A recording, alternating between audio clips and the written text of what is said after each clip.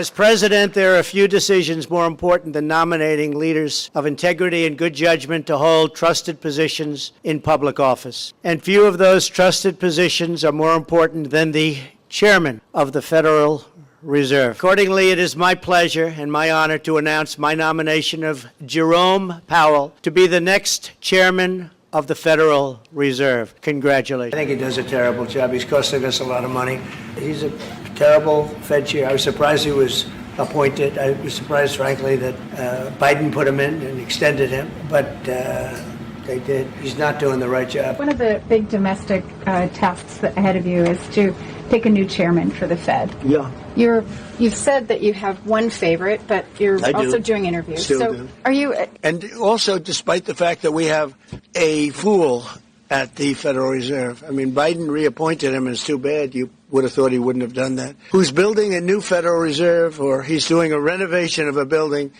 Maybe he's up to $4.1 billion to do a renovation of. It's the highest price in the history of construction. He's spending more money than any building has ever spent per square foot. Think of it, the Federal Reserve building, 2 buildings there, they're way over budget, but no, we're thinking about bringing a suit against Powell for incompetence. Because think of it, these aren't outstanding buildings, these are small buildings. He said $4 billion more, it's going to end up costing more than $4 billion. $4 billion. It's the highest price of construction, again, Democrats, highest price of construction per square foot in the history of the world. There's never been. Gorgeous monuments are built for a much smaller price.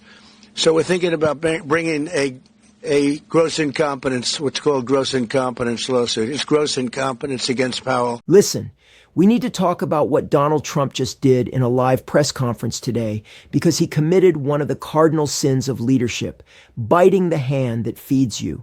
And he's doing it to people who are already fearful of him, which is causing more and more people to jump ship. But you won't believe what he just did in this breaking story while simultaneously playing the distraction card by pointing fingers at someone very important while 3 fingers point back at him. This is classic Trump behavior, but it's getting worse as the pressure from the Epstein scandal and everything else mounts. Let me set this up by showing you what Trump said when he first nominated Jerome Powell to be chairman of the Federal Reserve. Trump stated, "As president, there are few decisions more important than nominating leaders of integrity and good judgment to hold trusted positions in public office. And few of those trusted positions are more important than the chairman of the Federal Reserve." He then announced with pleasure and honor his nomination of Jerome Powell to be the next chairman of the Federal Reserve, congratulating Powell on the appointment. Fast forward to now, and Trump has completely turned on Powell, calling him names and denigrating him constantly. Trump calls him "Too Late Powell," saying it's his new nickname. He calls Powell a terrible Federal Reserve chairman. He said Powell is a deadhead Fed chair, that he's a stiff. Trump claimed Powell does a terrible job and is costing us a lot of money. But here's the best part. Trump can't even remember that he's the guy who appointed Powell. In a recent statement, Trump said, "I think he does a terrible job. He's costing us a lot of money. He's a terrible Fed chair. I was surprised he was appointed. I was surprised, frankly, that Biden put him in and extended him." Think about that for a moment. Trump is literally claiming he was surprised Biden appointed Powell when Trump himself nominated Powell in the first place. Then Trump blames Biden for extending Powell's term, conveniently forgetting that Trump could have removed him or nominated someone else when Powell's initial term ended. But Trump didn't stop there. He went on this bizarre rant about Powell building a Federal Reserve building, claiming it's costing $2.9 billion, actually $3.1 billion if you include other areas. Trump said it's way over budget, that Powell has no idea what he's doing. Then Trump made one of his characteristically absurd claims. "In the meantime, we're doing numbers that nobody's ever seen. We have $18 trillion coming in, and that's despite the Democrat shutdown." By the way, I am trying to do my best to gather all the information I can for you and share it with you. Please leave your likes and comments, and I would be grateful if you subscribed. Let's continue. $18 trillion coming in? From what? Fortunately, we have fact checkers who can address Trump's constant lies about trillions. When asked if Trump is telling the truth, the fact checker responded, "I got to tell you, I feel like my kids don't even lie that often. This is just nonsense." Let me start with one important fact check. The president appears not to understand the difference between millions, billions, and trillions. That's actually one of the most important points in all of economics. They're massively different. We are not taking in trillions of dollars in tariff revenue. If we were, we could afford his $2,000 tariff checks. We aren't, so therefore we can't. That's devastating. Trump literally doesn't understand basic math or the difference between millions, billions, and trillions. He's making up numbers that have no basis in reality, and he's doing it as President of the United States while making critical economic decisions that affect hundreds of millions of people. But here's where this story gets truly insane. Trump is now threatening to sue Jerome Powell, the Federal Reserve Chairman that Trump himself appointed. Have you ever in your lifetime seen a president who actually wanted to sue the chairman of the Federal Reserve that he appointed? No, and there's a reason for that. Because even in Trump's world of Wall Street, there are some institutions you don't attack this way. The Federal Reserve is supposed to be independent from political pressure. That's fundamental to how our economic system works. In a recent interview, Trump was asked about picking a new Fed chairman. Trump immediately went on another rant.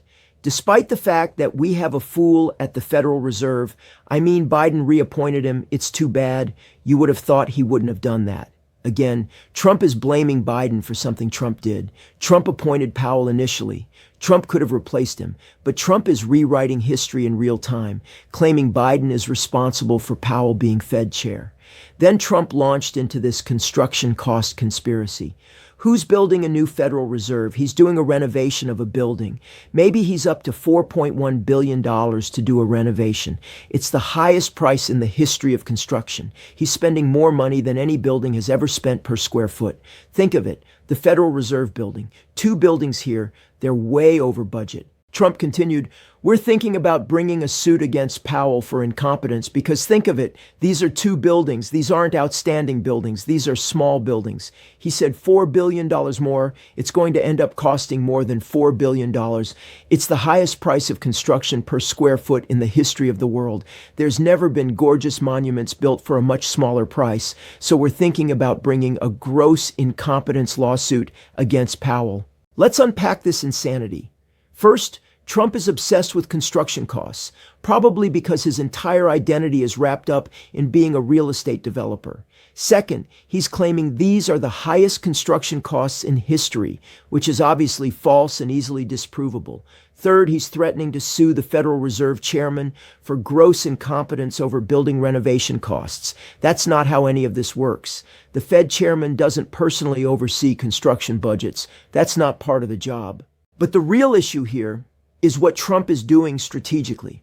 He's attacking Powell, the person responsible for monetary policy, as a distraction from his own economic failures and the mounting Epstein scandal. The more Trump continues to pretend the economy or anything else is doing something it isn't, the more obvious his lies become. We're now closing in on a full 11 months of his first year of his second term, and everyone understands it's not what he continues to lie about. We aren't taking in trillions of dollars from tariffs. Prices have gone up, not down. His economic policies are hurting regular Americans while enriching billionaires. Trump is in serious trouble, and his response is to attack the institutions and people he brought in to support him. He's biting the hands that feed him, but he's doing it without actual facts or reality to back up his attacks. This pattern is classic Trump. When things go wrong, he blames others.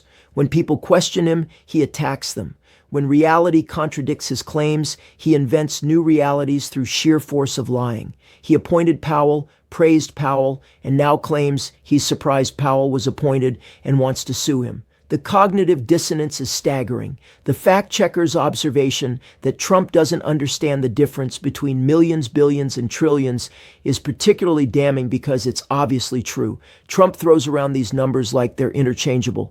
He claims we're bringing in $18 trillion when the actual number is orders of magnitude smaller. He can't comprehend the scale difference between these numbers, which is terrifying when you consider he's making decisions based on these fundamental mathematical misunderstandings.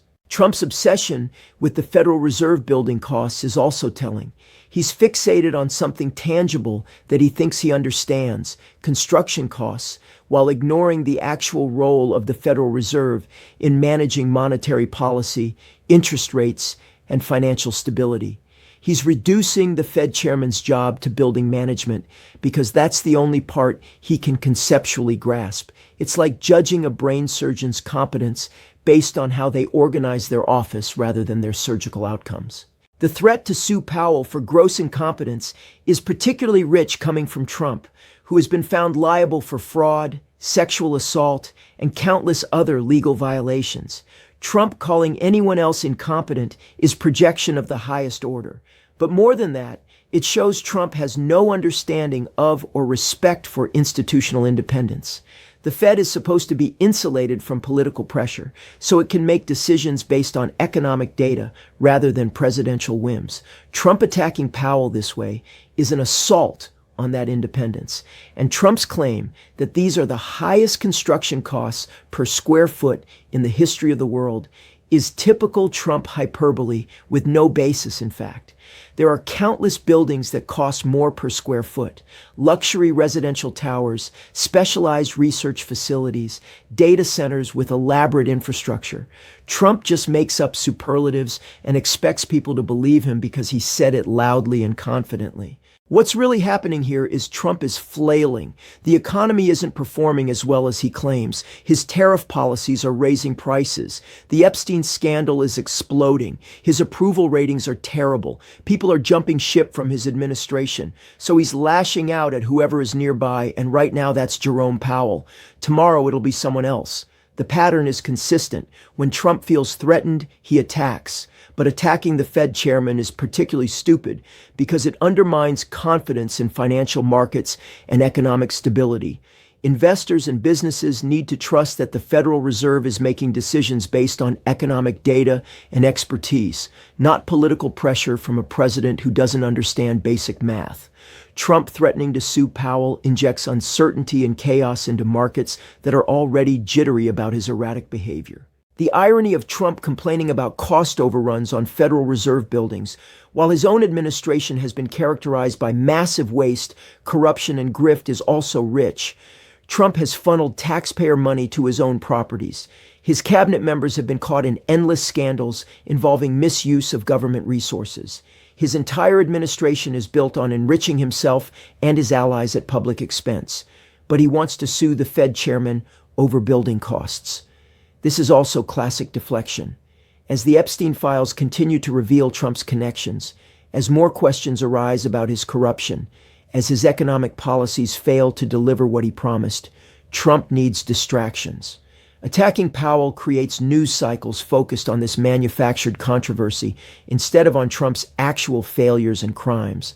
It's a tactic Trump has used throughout his career: create chaos to avoid accountability. But more people are seeing through it now. The fact checker saying Trump's kids don't even lie that often is a perfect encapsulation of how transparent Trump's dishonesty has become. He's not even good at lying anymore. He just says things that are obviously provably false and expects people to go along with it.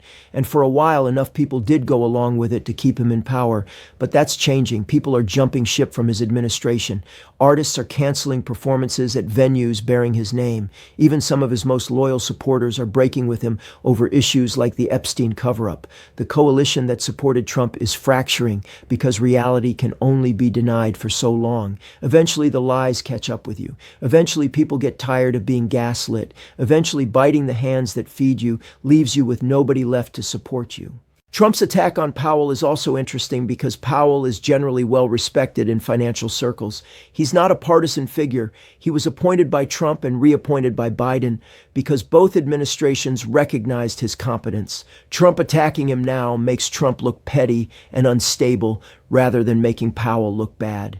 Financial professionals understand what the Fed does and why, and they're not going to take Trump's construction cost rant seriously as a legitimate criticism of Powell's performance. The more important point is what this reveals about Trump's mental state and decision-making process. He can't distinguish between millions, billions, and trillions. He can't remember who he appointed to positions. He blames others for his own decisions. He threatens to sue people over things that aren't remotely grounds for lawsuits. He fixates on irrelevant details while ignoring the big picture. He lies constantly about easily verifiable facts. This is not someone who should be making decisions that affect the global economy. As we close in on 11 months of Trump's second term, the pattern is clear. He's in over his head. He doesn't understand the job. He's making things worse with his policies and his behavior. And his response to failure is to lash out at whoever is nearby, lie about the results, and create distractions from his actual record. It's not working as well as it used to because people have seen this act before and they're tired of it. I want to know what you think about all of this. Should Trump be allowed to interfere with Federal Reserve independence? Is his threat to Sue Powell an impeachable abuse of power? How long can Trump keep biting the hands that feed him before he has nobody left? Drop your comments below because this matters for our economy and our democracy. Make sure you're subscribed because we're going to keep documenting Trump's attacks on institutions, his lies about the economy, and his increasingly erratic behavior as the pressure mounts from the Epstein scandal and his policy failures. Trump appointed Powell. Now he's threatening to sue him while claiming Biden appointed him. That's not normal behavior. That's not competent leadership. That's a desperate man flailing as his lies catch up with him. We're going to be here documenting every moment of it.